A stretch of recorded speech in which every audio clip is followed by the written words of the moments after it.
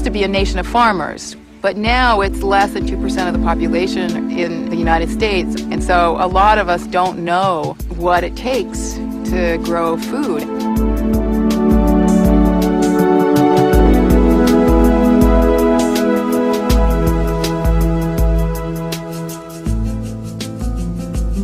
Over 12,000 years ago, people began planting and saving seed. Agriculture flowered, and civilizations were born. In China, thousands of varieties of rice were grown. Over 5,000 kinds of potatoes were cultivated worldwide. In the US alone, more than 7,000 varieties of apples were grown in the 19th century.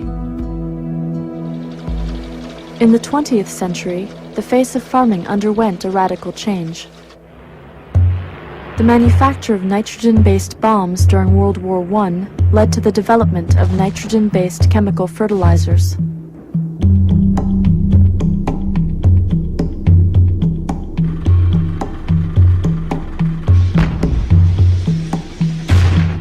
Nerve gas, developed during World War II, was slightly modified to make insecticides.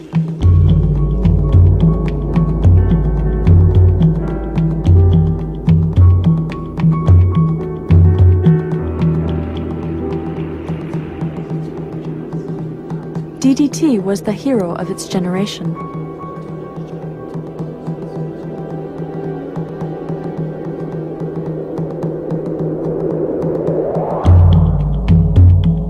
New technologies promised higher yields, increased food production, cheaper prices, and greater availability.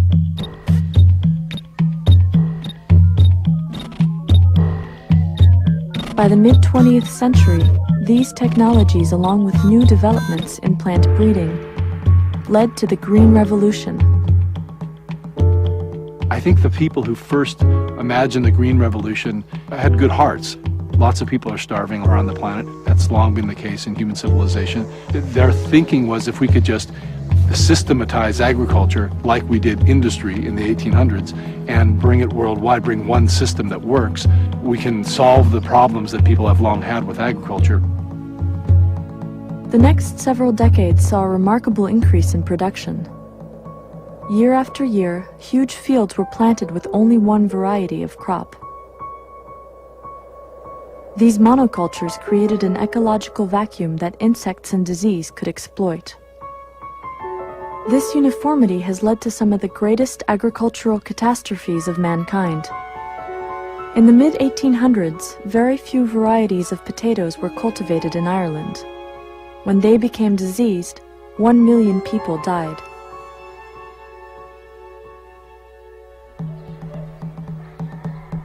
When the same potato blight attacked Peru, they suffered fewer consequences.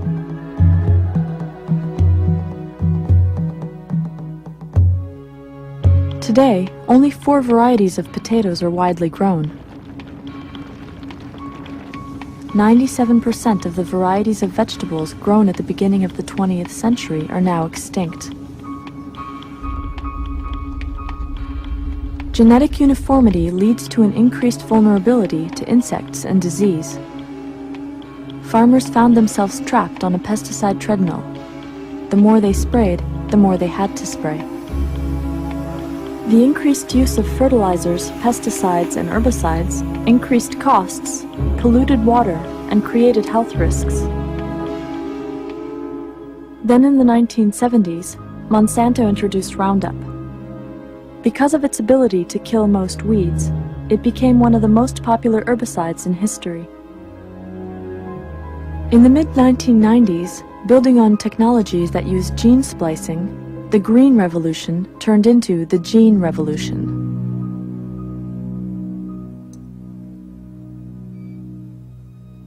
Capitalizing on the new technology, Monsanto genetically modified its seeds to be Roundup ready.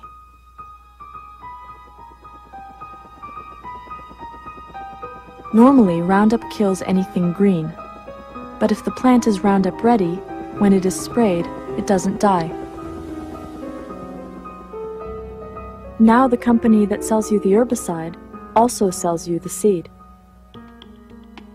a generation ago, farmers would seed a crop and use a herbicide when necessary, but often they wouldn't need to use a herbicide. And today you have a crop that, right when it goes in the ground, is designed to be sprayed.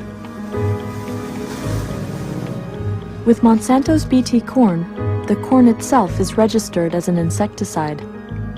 This is because every cell has been engineered to manufacture Bt, a natural bacterial toxin. If a corn borer eats any part of the plant, it will die.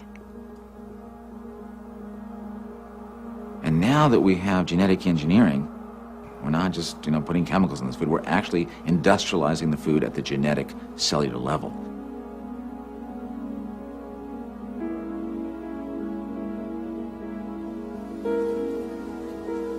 One of the most controversial aspects of the gene revolution is the patenting of seeds.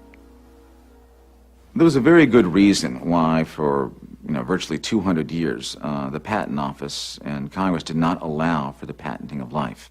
The right to patent is guaranteed by Article 1 in the Constitution. Food crops were deliberately excluded from patenting on moral grounds. Starting in the 1930s, plant breeders were given the right to patent their work. But the patent protection did not extend to the subsequent generations of seeds. Clearly when you patent a tennis racket, let's say with a new sweet spot, you can describe that very accurately to the Patent Office. But how in the world can you describe a whole plant, much less generations down when that's changed and mutated? But in 1978, Dr. Ananda Chakrabarty took the first living organism to the Patent Office. Chakrabarty was an engineer for General Electric, and he created an oil-eating microbe and tried to get it patented. And the U.S. Patent Office said, no way, we do not allow you to patent parts of nature. If you have a tennis racket or a toaster, you can patent that, but you can't patent a part of nature. But General Electric and Chakrabarty were very insistent. They took it all the way to the Supreme Court. And at one vote majority decision, they said, you can patent this genetically engineered microbe. Interestingly enough, this oil-eating microbe was never used because even though it did eat oil and oil spills, it apparently ate a lot of other things for dessert. The floodgates were now open for genetic engineering. During the Reagan administration, they said, let's patent animals. And then human genes and human body parts. I think what the companies would like to say is, we are patenting the gene. And wherever that gene goes, we own anything that we put it in. If it goes into a plant, we own the plant. If it goes into an animal, we own the animal. They might even say around the world, if it goes into a human being, we own that human being. There would be some constitutional problems with that in the United States. But they clearly would want their patent to follow the gene. The issue of patenting life has never been voted on by the people or the Congress of the United States. It actually means giving corporations, incredibly, the power to own, control the species of the earth.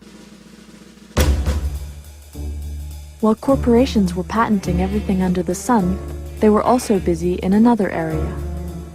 Starting in about 1995, the stock market was running up, and Monsanto was buying up seed companies, and DuPont was buying Pioneer, and there was this, basically, the U.S. pesticide industry bought the seed industry for all intents and purposes.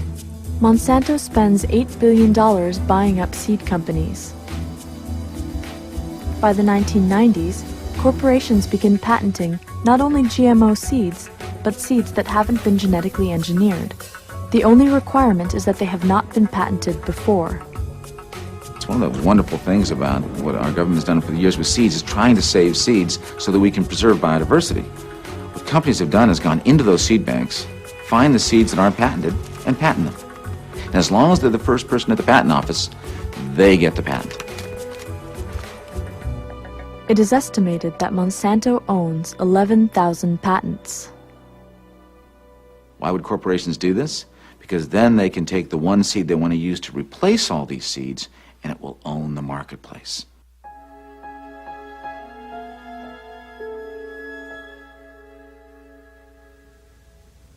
In Canada, the question of patenting landed directly in Percy Schmeizer's field.